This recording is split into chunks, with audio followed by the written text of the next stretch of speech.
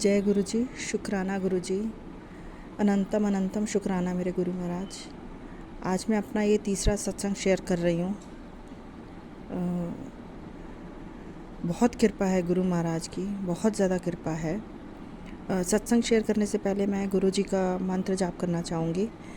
ओम नमः शिवाय, शिवजी सदा सहाय। ओम नमः शिवाय, गुरु जी सदा सहाय।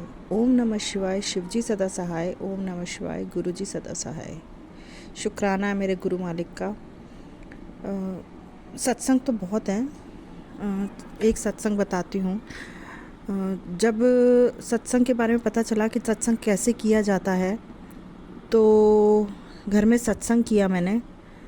उसके बाद मेरे मन में ये था कि मुझे कहीं और सत्संग अटेंड भी करना है, क्योंकि मैंने आज तक कभी सत्संग अटेंड नहीं किया था। तो किसी ने मेरे को कहा कि ठीक है आंटी, आपका सत्संग पे चलने का मूड है, हमारे साथ चलो। मैंने कहा हाँ, मेरा बहुत मन है। मेरे को वो सत्संग पर लेकर गए, और जब सत्संग पे लेके गए तो मुझे इतना अच्छा लगा, इतना अच्छा लगा। मैंने पहली बार गुरुजी का सत्संग अटेंड किया। आप बिलीव नहीं करोगे संगत जी, मतलब वहाँ पे जाके गुरुजी ने इतनी ब्लेसिंग्स दी हैं, सबको दी हैं ब्लेसिंग्स। तो जब उनका मंत्र जाप चल रहा था और मैं ध्यान लगा के बैठी हुई थी, मंत्र जाप कर रही थी, तो कुछ सेकंड्स के लिए एकदम ऐसे लगा कि आंखें बंद थीं और बिल्कुल सेंटर में, आइज़ के सेंटर में जैसे होता है ना जब ध्यान लगाते हैं तो एक बिंदु सा बनता है, वहाँ पे गुरुजी आए और मैं एकदम वो हुई। गुरुजी आए और क्षण भर में ही गायब हो गए। कहा जय गुरुजी, शुक्राना गुरुजी, दर्शन देने के लिए अनंतम अनंतम शुक्राना। और उसी सत्संग में गुरुजी की इतनी मेहर हुई कि जब आरती शुरू हुई, शिव आरती, उसमें गुरुजी ने अमृत वर्षा दिखाई। अमृत वर्षा मैंने देखी और ऐसे लगा कि गुरुजी आप क्या हो, मतलब आपने तो इतना कुछ रच दिया है कि जिसकी कोई उल्लेख ही नहीं है। अभी भी गुरुजी मेरे सामने बैठे हैं और मेरे से बातें कर रहे हैं, और जो वो बुलवा रहे हैं मैं बोली जा रही हूँ, और वो देख रहे हैं और मैं उनको देख रही हूँ। ऐसे लग रहा है कि वो खुद साक्षात मेरे सामने बैठे हुए हैं। ये बहुत ही सुंदर सत्संग था, जो मेरे जीवन में पहले ही सत्संग में गुरुजी ने मुझे इतने सुंदर दर्शन दिए कि मैंने अमृत वर्षा तक देखी। और जिनके घर वो सत्संग था उनके यहाँ पे ऑलरेडी 2 बार शहद वर्षा हो चुकी थी, जो उनकी दीवारों पे दिख रहा था। इतनी शहद की लाइनें, उन्होंने एक रूम पूरा गुरुजी का बनाया हुआ था जिसमें पूरी शहद वर्षा की, मतलब पूरी शहद वर्षा की लाइनें थी। जय गुरुजी, शुक्राना गुरुजी। वहाँ पे गई तो जब सत्संग हो गया, लंगर चख लिया हम लोगों ने और जाने लगे वहाँ से गुरुजी की आज्ञा से। तो तभी जिनके यहाँ पे लंगर था, उन आंटी जी ने मेरे से पूछा, आंटी जी आप सत्संग क्यों नहीं करवाते? मैंने कहा मेरा मन बहुत है सत्संग करवाने का, लेकिन मेरे अंकल नहीं मानते हैं। कह रहे कोई बात नहीं, आप कराओ, गुरुजी अपने आप सब करेंगे। मैंने कहा हाँ, मन तो बहुत है मेरा सत्संग कराने का। तो सारे रास्ते वापस आ रही थी, सारे रास्ते सोचती रही कि कैसे करना है, क्या करना है। भाई मन है सत्संग कराने का, मेरे गुरुजी महाराज जैसे आज्ञा देंगे, उनकी मर्ज़ी। फिर उस दिन रात को जब एक खलबली सी थी कि ना सत्संग कराना है, माइंड में बहुत वो चल रहा था। मैंने गुरुजी के ऊपर सौंप दिया। मैंने कहा गुरुजी महाराज अब आप ही बताओगे मुझे सत्संग कराना है, कैसे कराना है और कब कराना है। अगले दिन सुबह, आप बिलीव नहीं करोगे संगत जी, मुझे टेलीपैथी से जवाब आया, पहले अमृत वेला कर। ठीक है गुरुजी। अमृत वेला करने में मैं थोड़ी वो हो जाती हूँ, क्योंकि मैंने अमृत वेला किया तो मेरे को हल्की सी झपकी आ जाती है।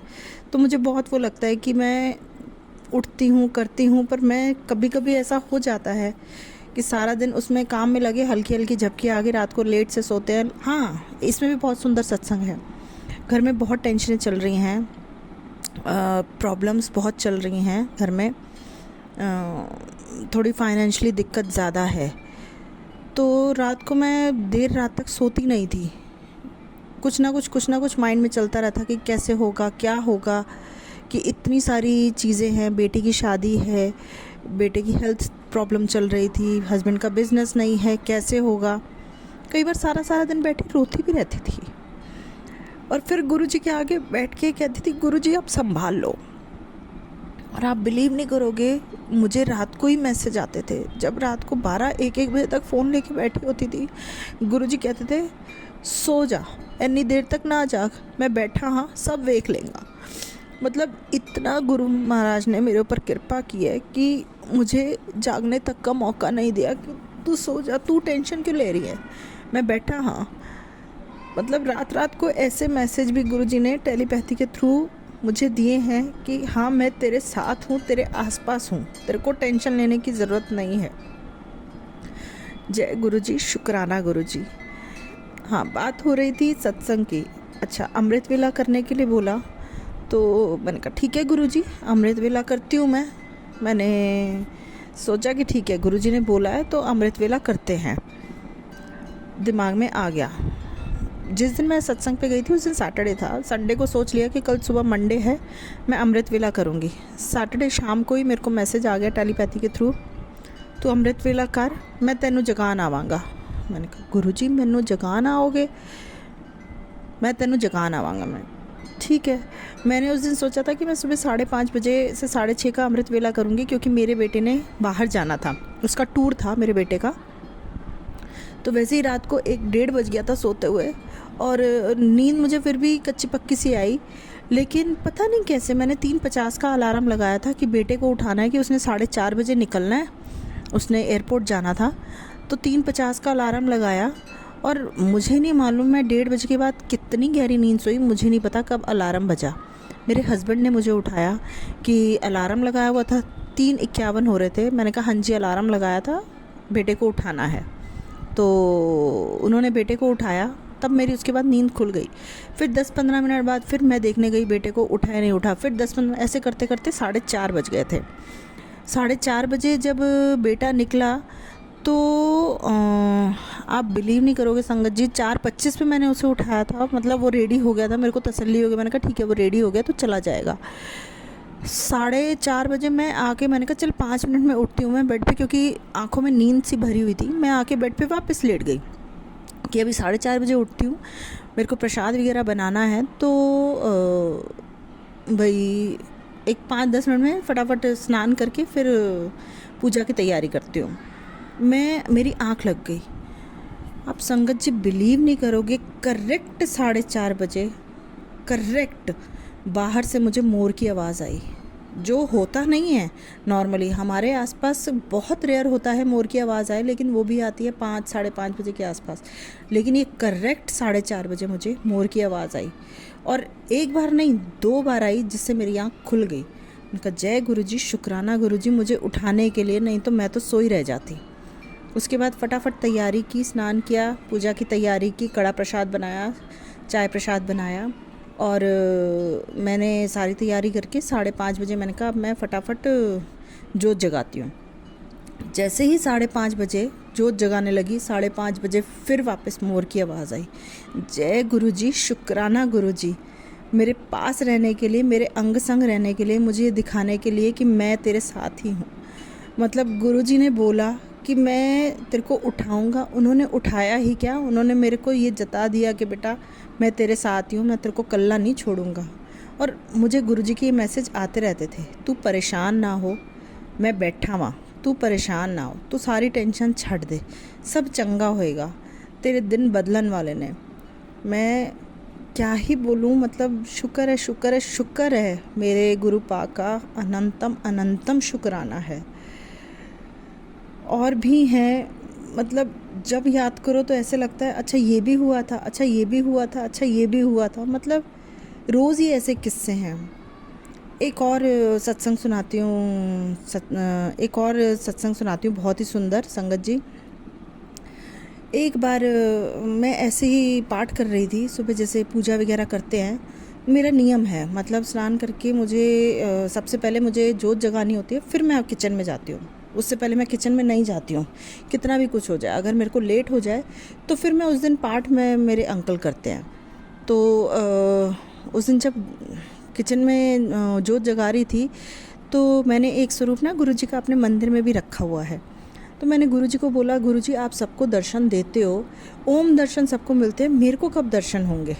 मैंने कहा लेकिन आप ये देखो गुरुजी, मुझे ऐसे ही नहीं चाहिए, मुझे प्रोमिनेंट दर्शन चाहिए जिसमें बाकायदा ओम दिखे।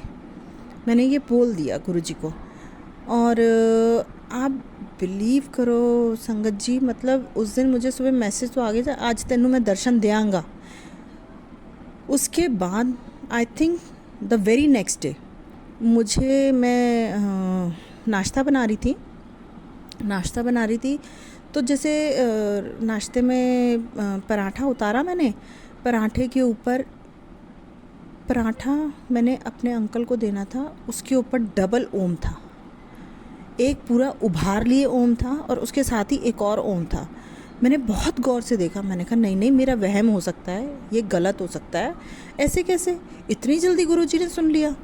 मैंने कहा नहीं, मैंने अपने अंकल को दिखाया, उन्होंने कहा नहीं ये तो हर रोटी पे आता है, ये तो बनता ही रहता है, क्योंकि वो मानते नहीं थे ना। मैंने कहा अच्छा ठीक है, मेरा वहम होगा।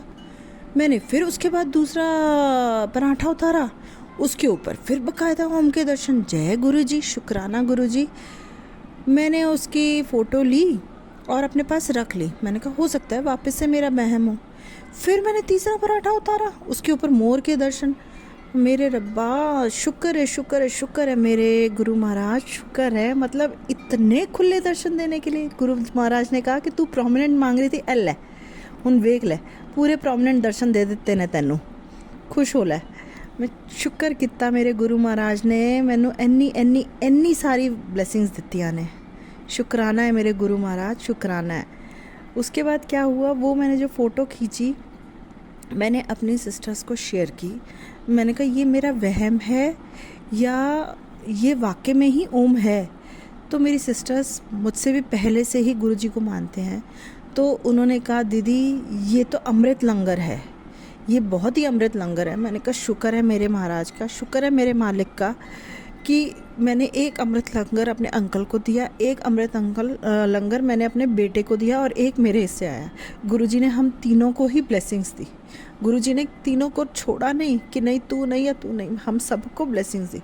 शुक्र है मेरे महाराज, गुरुजी महाराज, अनंतम शुक्राना।